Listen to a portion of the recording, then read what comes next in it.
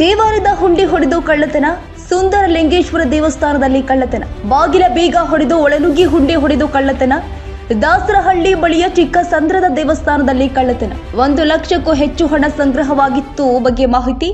CC ಕ್ಯಾಮೆರಾದಲ್ಲಿ ಕಳ್ಳತನ video save.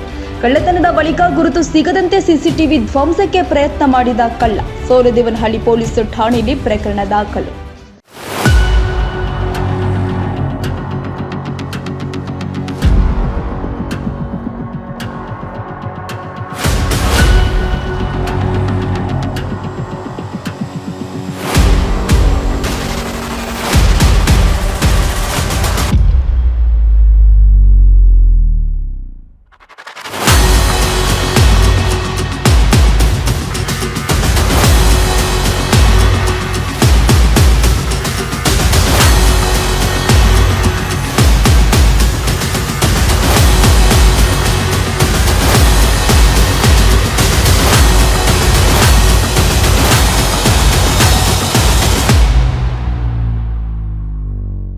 ನಿಮಗೆ ಕೆಲಸದ ಅವಶ್ಯಕತೆ ಇದೆಯಾ?